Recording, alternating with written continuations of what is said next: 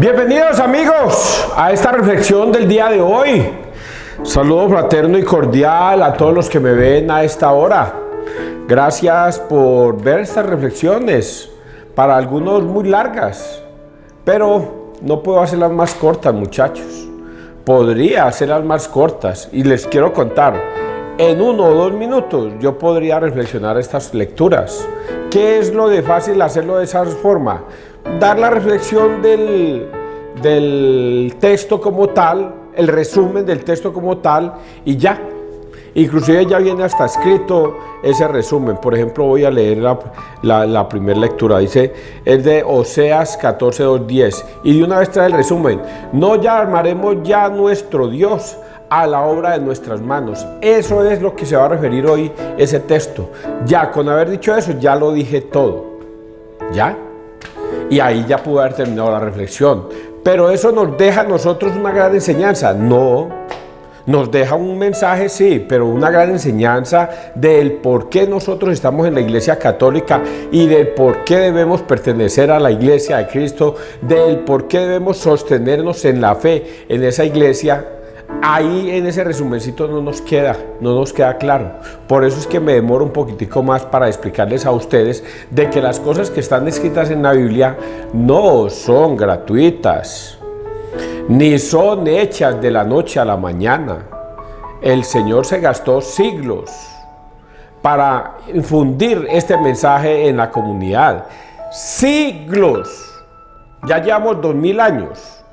Y antes de Jesucristo pasaron otros 5000 o 6000 años. Y a pesar de todo ese lapsus de tiempo de 8000 años, mire que a nosotros no nos queda claro muchas cosas. Y por eso hay tanto ateo. Por eso hay tantas personas que no creen en el Señor. Y por eso hay muchos hoy día protestantes que prefirieron alejarse de la Iglesia de Cristo para meterse en una doctrina creyendo que esa iglesia los va a llevar a Cristo. Por un tema importante, la ignorancia de los seres humanos a la hora de creer y tratar de entender la palabra de Dios.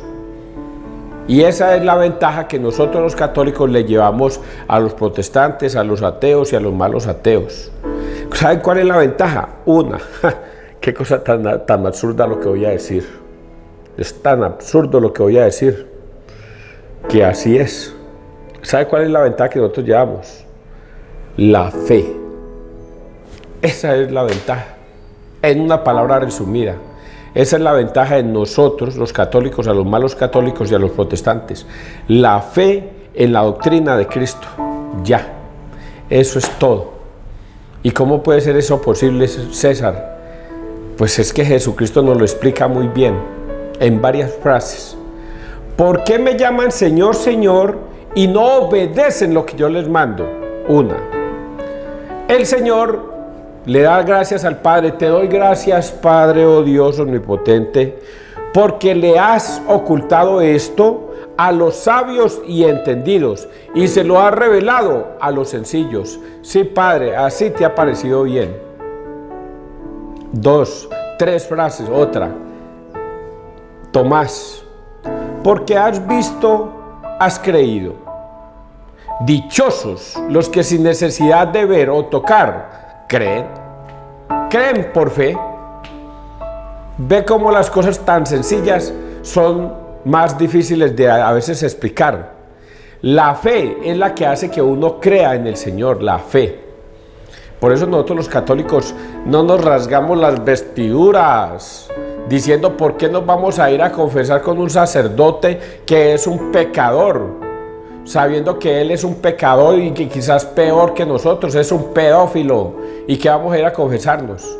Mientras para nosotros los católicos, Señor, tú en Juan 20, 21, 23 ordenas esto, sí, vayan, y a quienes les perdonéis los pecados les quedan perdonados, sí, Señor.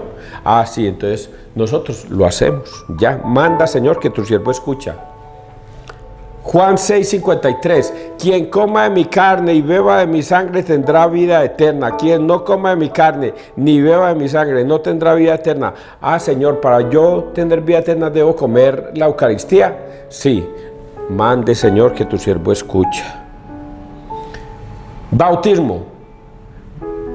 Hagan que todos los pueblos sean mis discípulos, bautizándolos en el nombre del Padre, del Hijo y del Espíritu Santo. ¿Deben ser niños, adultos o qué tienen que ser? Todos los pueblos. ¿Solamente los niños? Los niños no, todos los pueblos. ¿Solo los adultos? Todos los pueblos. Adultos, niños, ancianos, todos deben ser discípulos del Señor. ¿Y cómo se logra eso? Mediante la inmersión en el agua del Padre, del Hijo y del Espíritu Santo. Mande, Señor, que tu siervo escucha. Ya, nosotros los católicos no nos rasgamos las vestiduras analizando la Biblia y diciendo por qué tengo que hacer esto, por qué tengo que hacer lo otro, por qué tengo que obedecer esto, por qué tengo que hacer lo otro. No, nosotros los católicos, excelentes católicos, obedecemos la palabra de Dios, no más. Y esos son los que a Dios le agrada, a los que no le ponen pero a la palabra de Dios, ni la malinterpretan, sino que la obedecen. Y hoy vamos a tocar un tema muy bonito que tiene que ver con algo que yo le estaba diciendo a Dios ahorita que estuve en el Santísimo. Padre, haz que en mí brote tu palabra, que cuando mi boca hable tu palabra, que seas tú a través de mi boca, que tú seas el que está hablando y no César Arias. Utiliza mi lenguaje, utiliza mi lengua, utiliza mi boca, utiliza todo mi ser para proclamar tu palabra a través mío. Eso le decía yo ahorita al Santísimo. Y coincidencialmente, hoy el Evangelio es de eso. De cómo debemos dejarnos guiar de Dios en su palabra. Vamos a reflexionar, muchachos. Persignémonos en el nombre del Padre, del Hijo y del Espíritu Santo. Amén. Del libro de Oseas 14, 2:10. No llamaremos ya a nuestro Dios a la obra de nuestras manos. Esto dice el Señor.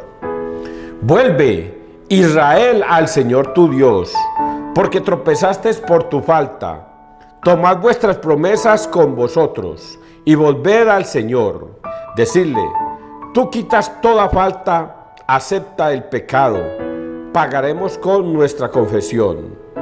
Asiria no nos salvará, no volveremos a montar a caballo y no llamaremos ya a nuestro Dios a la obra de nuestras manos. En ti el huérfano encuentra compasión, curaré su deslealtad, lo amaré generosamente, porque mi ira se apartó de ellos. Seré para Israel como el rocío, florecerá como el lirio, echará sus raíces como los cedros del Líbano. Brotarán sus retoños y será su esplendor como el olivo y su perfume como el del Líbano. Regresarán los que habitaban a su sombra, revivirán como el trigo, florecerán como la viña, será su renombre como el del vino del Líbano. Efraín, ¿qué tengo que ver con los ídolos? Yo soy quien le responde y lo vigila. Yo soy como un abeto siempre verde. De mí procede tu fruto. ¿Quién será sabio para comprender estas cosas, inteligente para conocerlas? Porque los caminos del Señor son rectos, los justos los transitan, pero los traidores tropiezan en ellos. Palabra de Dios, te alabamos a ti, Señor Jesús. Porque mi ira se apartó de ellos, seré para Israel como el rocío, florecerá como el lirio.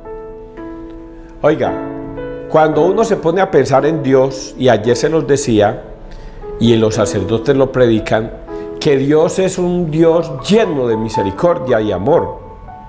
¿Cuántas veces nosotros perdonamos a nuestros hijos? ¿Cuántas veces vemos que nuestros hijos son desobedientes, pero a pesar de eso los corregimos y los seguimos amando igual? Pues Dios es 1000 veces mejor.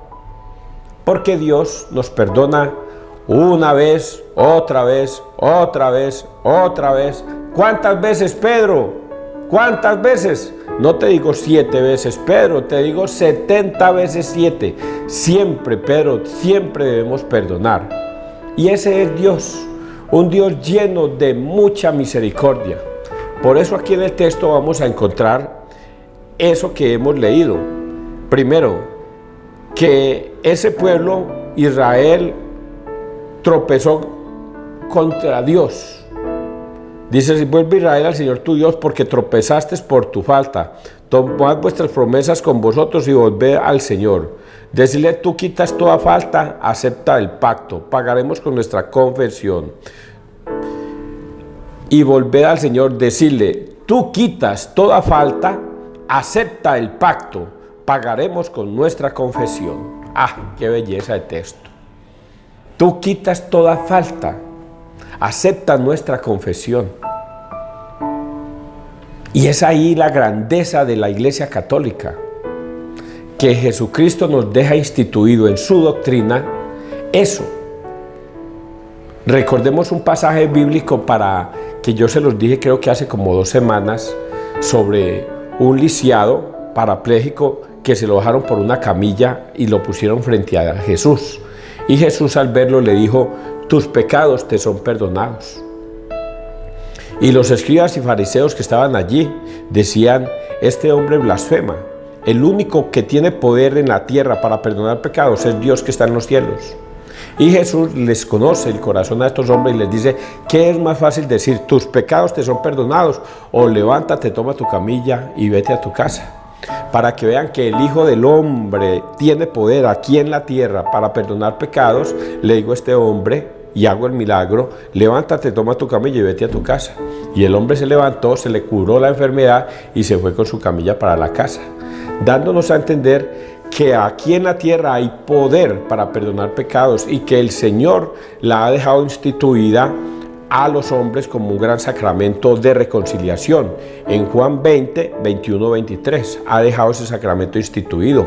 Vayan, y a quienes les perdonéis los pecados les quedan perdonados, y a quienes se los retengáis les quedan retenidos. Ese momento glorioso para la raza humana es el que vivimos nosotros los católicos. Cada vez que cometemos un pecado, cada vez que hemos fallado, vamos al confesionario y el sacerdote, que es un ministro, un representante de Dios aquí en la tierra, nos perdona nuestros pecados. ¿Cuántas veces? 1, 2, 3, 4, hasta 70 veces 7. Cada vez que cometamos un pecado, Dios nos perdona. ¿Pero qué debemos hacer? Arrepentirnos. Eso es lo que nosotros hacemos, dicen los pastores mentirosos y las sectas. Nosotros miramos al cielo y le pedimos perdón al Señor, pero resulta que eso no está escrito en la Biblia. En la Biblia está escrito que al que le perdonareis los pecados les quedan perdonados. O sea que si usted no confiesa sus pecados delante de un sacerdote, sus pecados no son perdonados. Yo no puedo decirles, como en muchas ocasiones les he dicho, que ustedes se van a condenar. O sea, se van a ir al infierno. Los únicos que mandan al infierno es los protestantes. Lo que yo sí les he dicho a ustedes es que ese pecado no les será perdonado. Por lo tanto, no se salvarán.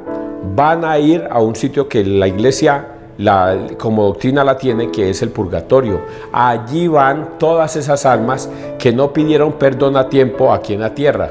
Por eso está escrito en ese texto, mientras vais de camino, pónganse en paz entre ustedes. No vaya a ser que después de la muerte vayan a parar donde el juez, y el juez los meta al alguacil, y el alguacil los meta a la cárcel. De allí no saldrán hasta que no paguen el último céntimo. O sea que van a ir a parar al purgatorio. ¿Por qué lo tengo que decir así? Porque estoy seguro que un protestante no es una persona mala, es una persona mal influenciada. Pero el Señor, que es misericordioso, lo va a mandar a purgar, al purgatorio, a purgar las penas de todos sus pecados. Solo si, y solamente así puede pasar, si una persona siendo muy mala, no tiene perdón de Dios, va directico al purgatorio, va directico al infierno, perdón. ¿Entendieron esta primera parte? Yo espero que sí. Podía decirles muchas cosas más, Curaré su deslealtad, los amaré generosamente porque mi ira se apartó de ellos. Seré para Israel como el rocío, florecerá como el lirio, echará sus raíces y será su esplendor como el olivo y su perfume como el del Líbano. Regresarán los que habitan a su sombra, revivirán como el trigo, florecerán como la viña, será su renombre como el del Líbano. Efraín, ¿qué tengo que ver con los ídolos? Y aquí viene la otra partecita. Ya yo la he explicado y la Iglesia Católica la explica muy bien. Y es que está escrito en la Biblia que cuando Dios perdona un pecado, lo perdona, quedará más limpio que el copo de nieve, más limpio que yo no sé qué. Entonces, cuando Dios perdona ese pecado, ya Dios lo perdonó, se le olvidó. Por eso vuelve y establece un pacto nuevamente con esa persona. El pacto es, que se los dije ahora, muchachos, ahorita se los dije, les estableceré un pacto. A ver dónde volvemos a aquí. Tú quitas toda falta, acepta el pacto, pagaremos con nuestra confesión. Tú acepta el pacto. ¿Cuál es el pacto? El pacto es que el sacerdote allá en la confesión te va a preguntar: César, ¿estás arrepentido de tus pecados? Sí, Padre, estoy arrepentido. Ahí hay un pacto.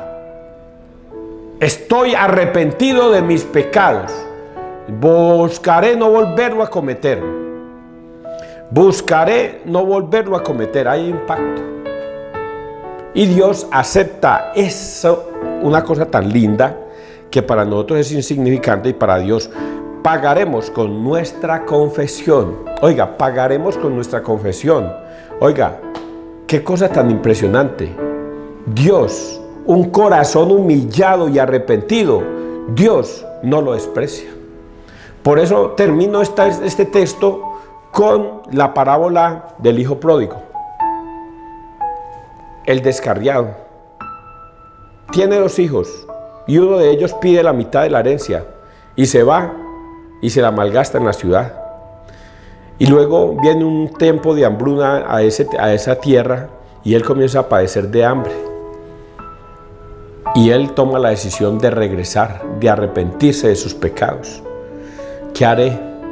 Regresaré donde mi padre y le diré que he pecado contra el cielo y contra la tierra y que no soy digno de que me llames hijo, pero que me contrates como a uno de sus jornaleros. Y cuando él viene camino, el padre lo ve en la distancia. Inmediatamente sale a correr, a abrazar a su hijo. Pues mi hijo estaba muerto, ha resucitado. Estaba perdido, mas ha sido hallado. Y el hijo utiliza este texto. Pagaremos con nuestra confesión. Y el hijo dice: Padre, no soy digno de que me llames hijo, pero acéptame como uno de tus empleados. Y el Padre amoroso, que es Dios, dice: eso jamás. Lo que más me agrada es que hayas regresado. Estabas muerto, hijo, y has vuelto a la vida. Estabas perdido y has resucitado. Bienvenido. Rápido, póngale en el anillo los mejores trajes y maten el becerro encebado. Haremos una gran fiesta en el cielo, porque mi hijo estaba muerto y ha resucitado, estaba perdido y ha sido hallado. Y eso es lo que Dios nos dice, que todo hombre arrepentido, Dios lo recibe con fiesta. Es lo que está escrito aquí, muchachos. Es lo que hoy Dios nos quiere decir, que el Dios siempre va a perdonar, siempre va a perdonar. Pero ustedes me van a perdonar lo que voy a decir a continuación. Dios es un Dios misericordioso con los que se arrepienten, no más. Dios es un Dios misericordioso solo con los que se arrepienten. Con el que no se arrepiente, no.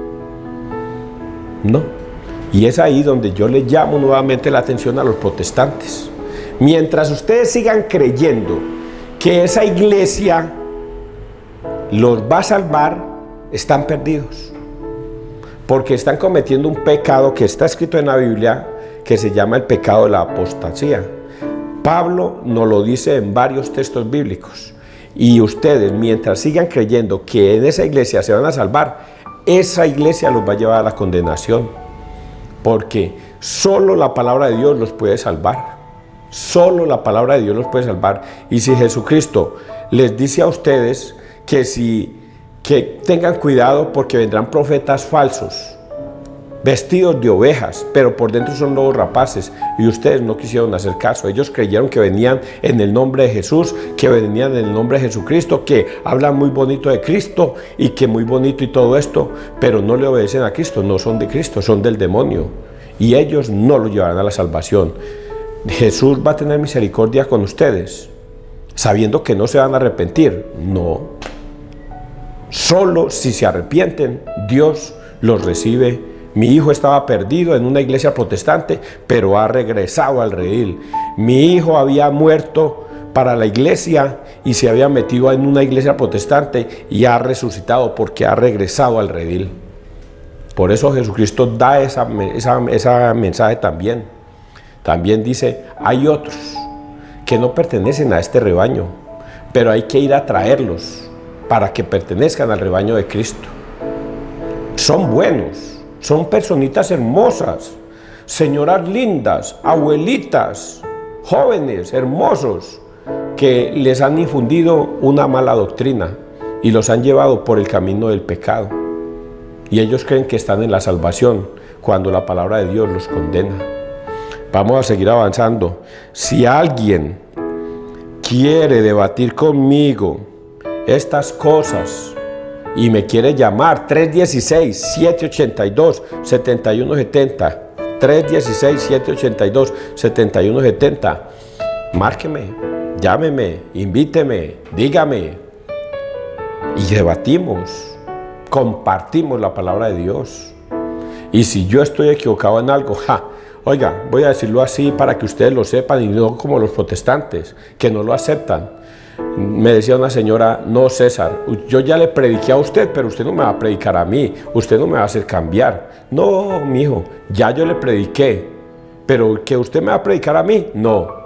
Y yo le dije, vea pues, usted ya utilizó su turno, me toca el mío. Que no, César, no y no. Y no se dejó predicar. Yo no soy así.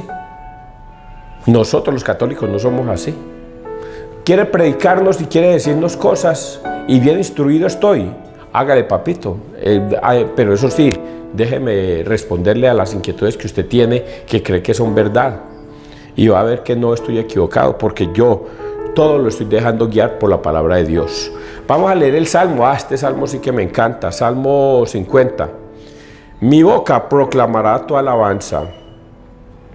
Misericordia, Dios mío, por tu bondad, por tu inmensa compasión borra mi culpa. Lava del todo mi delito, limpia mi pecado. Te gusta un corazón sincero y en mi interior me inculca sabiduría. Rocíame con el hísopo, quedaré limpio. Lávame, quedaré más blanco que la nieve. Oh Dios, crea en mí un corazón puro. Renuévame por dentro con espíritu firme. No me arrojes lejos de tu rostro. No me quites tu Santo Espíritu. Devuélveme la alegría de tu salvación, afiánzame con espíritu generoso. Señor, me abrirás tú los labios y mi boca proclamará tu alabanza. Este Salmo 50 lo escribió el rey David. Lo escribió cuando se quedó con la mujer de Urías, Betsabé. Recordemos brevemente esa historia. Se enamoró de Betsabé. Y Betsabé era la esposa de Urías. Y Urías era un simple soldado del rey David, que lo amaba mucho, lo admiraba. Y Urías no quería acostarse con Betsabé. Pero el demonio entró a David y David se enamoró de esta mujer tan bonita. Y tuvo relaciones con ella a escondidas de Urías. Y se embarazó. Y viendo el rey David que no era capaz de desaparecer ese pecado, mandó una carta al jefe del ejército, al general del ejército, con Urías, diciéndole, vea, al portador de la presente, Urías, colóquemelo al frente de la batalla y déjenlo solito para que sea matado por los enemigos. Y eso sucedió. El pobre Urías terminó muerto por culpa del rey David, un pecado mortal. Y luego aparece el profeta, que no, ahí es donde me confundo yo el nombre de profetas, Amán, no sé si es Amán, no recuerdo, y le dice: has pecado contra el cielo, has hecho que muera Urías solamente por quedarte con la mujer, Dios te va a castigar. Y por eso es que él escribe este salmo, Salmo 50. Es un salmo de pedir perdón. Es un salmo donde él pide perdón a Dios. Misericordia, Dios mío, por tu bondad, por tu inmensa compasión, borra mi culpa, lava del todo mi delito, limpia mi pecado. Él, arrepentido de lo que había hecho. Te gusta un corazón sincero y en mi interior me inculca sabiduría. Rocíame con el hísopo, quedaré limpio. Lávame, quedaré más blanco que la nieve. Oh Dios, crea en mí un corazón puro, renuévame por dentro con espíritu firme. No me arrojes lejos de tu rostro, no me quites tu Santo Espíritu. Devuélveme la alegría de tu salvación, afiánzame con espíritu generoso. Señor, me abrirá los labios y mi boca proclamará tu alabanza. Y ahí viene el arrepentimiento del rey David ante Dios. Y Dios, como ya lo hemos leído, le perdonó ese pecado monstruoso que llevaba encima.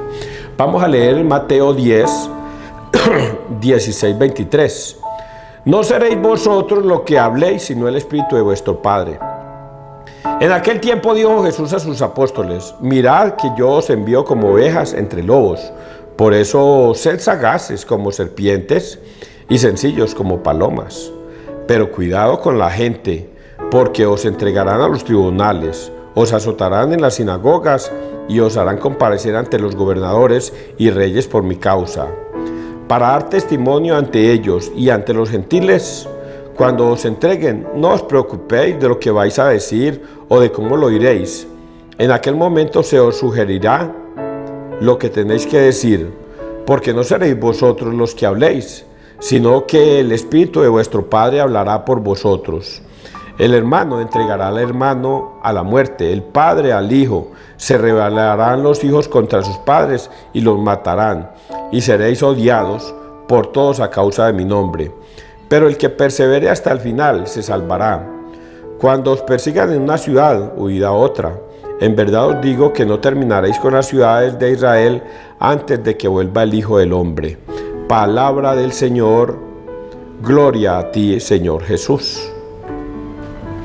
No se preocupen por lo que van a decir o cómo lo van a decir. Es lo que yo hoy le pedí al Señor allá en el Santísimo. Señor, que mi boca sea tu boca, que mis palabras sean tus palabras, que de mí brote solamente tus palabras para el mensaje que tú quieres darle a la comunidad. Y yo siento en mí que el Espíritu Santo está en mí y me revela todo esto que yo le estoy diciendo. Pregúntenme si yo he estudiado la Biblia. ¿Y cuántos años llevo estudiándola? Oigan a estos. Solamente vengo desde hace 1 o 2 años siguiendo al Padre Luis Toro y estudiando apologética. Y cada vez que me veo un video del Padre Luis Toro, aprendo algo nuevo. Y cada vez que repito 1, 2 y 3 veces un video del Padre Luis Toro, viendo lo que él enseñó, recuerdo lo que él había enseñado y me enseña otras que no las había tenido en cuenta. Ayer, por ejemplo, me veía un video contra un evangélico donde él sentado ahí en un comedor le enseña a ese ateo, que es un ateo instruido, sobre el tema de los sacerdotes. Y el evangélico decía que los sacerdotes no tenían autoridad para perdonar pecados y que Dios no ha dejado instituido ya los sacerdotes, que el último sacerdote que existió en el mundo es Jesucristo, sumo y eterno sacerdote. Él es, y no hay más sacerdotes. Ya Dios había abolido el sacerdocio de los levitas. Y cuando yo leo y escucho al Padre, bendito sea Dios, donde el sacerdocio levítico de Aarón desaparece, pero continúa el sacerdocio del pan y el vino. Ay, se me escapa el nombre de ese personaje, el rey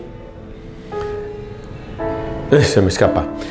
Entonces ahí descubro cómo el sacerdote es nombrado el nuevo sacerdote que va a ofrecer pan y vino. Ya no va a ser a la antigua manera, que era sacrificando becerros, ganado, corderos. Ya ese sacerdocio desapareció, pero aparece el nuevo sacerdote de Melquisedec, casi que no lo digo. El nuevo sacerdocio de Melquisedec, que ofrece pan y vino. Y esa es la Eucaristía en la última cena. Ofreciendo pan y vino, Jesucristo ofrece su sacrificio como a la manera de Melquisedec. Levanta el pan y dice, este es mi cuerpo. Levanta el vino y dice, esta es mi sangre. A la manera de Melquisedec, ofrece pan y vino. Y luego les dice, hagan esto en conmemoración mía. Y cuando él dice hagan, los está nombrando sacerdotes a todos ellos. Solo los sacerdotes pueden ofrecer ese sacramento, el de la Eucaristía. Nadie más puede ofrecer ese sacrificio. Un pastor mentiroso no lo puede ofrecer. ¿Qué van a utilizar? Es que la Santa Cena. Pueden jugar a eso, pero no pueden ofrecer ni convertir el pan en el cuerpo de Cristo, ni convertir el vino en sangre de Cristo. No lo pueden hacer porque no tienen la autoridad ni la imposición de las manos. Eso es lo que hoy el Señor nos está enseñando. Y por ello todo esto que le estoy diciendo a ustedes es porque dice, no se preocupen por lo que van a decir. El Espíritu Santo se va a revelar en ustedes y les va a decir exactamente lo que César Arias en estos momentos les está diciendo a través del Espíritu Santo. O a través mío. El Espíritu Santo se revela en mí para decirles estos mensajes a ustedes. Y ustedes deben escucharlos. Claro, no es una obligación, si quieren. Por eso dice aquí que se enfrentará padre contra hijo, los hijos matarán a sus padres y se enfrentarán siempre por el tema de Dios. Porque esto es difícil de entender. Es muy difícil de entender para algunos. Pero usted, que es una persona que ama a Dios y quiere estar en Dios, estoy seguro que este mensaje es para usted. Que Dios te bendiga, que Dios nos bendiga, donde quiera que todos estemos.